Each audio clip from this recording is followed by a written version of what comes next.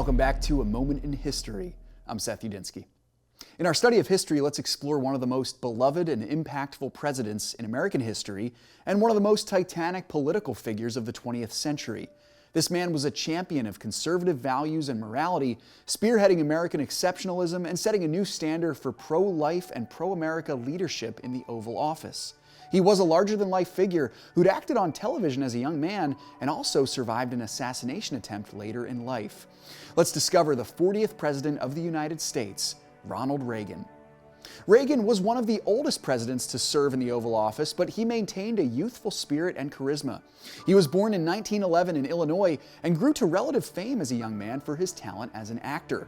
Married twice, he wed his second wife Nancy in 1952, and the two enjoyed a long marriage. He gained notoriety as a politician in the 60s when he became governor of California.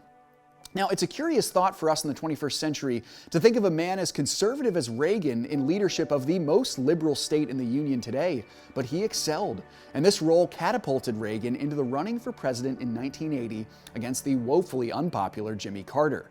With his charisma, charm, and most important, his follow-through, Reagan handily won the presidential election in 1980 and again in 1984 on the Republican ticket, serving as commander-in-chief for the majority of the decade.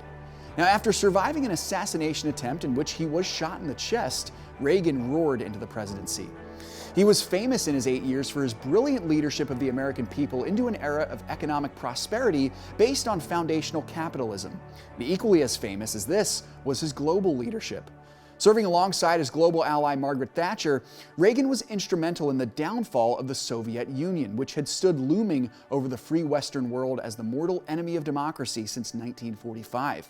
He worked with the Soviets to institute a nuclear truce while imploring the Soviet Union to tear down the Berlin Wall, the symbol of communist dictatorship, as a call to abandon the insidious governmental structure that had dominated Eastern Europe for decades.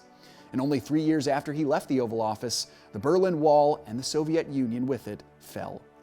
Reagan spent his remaining days beloved and respected by the American people as a man who valued the foundational ideals of faith and freedom. He lived until the age of 93, after nearly 2 decades battling Alzheimer's disease, dying in 2004. Thanks so much for joining me once again for A Moment in History.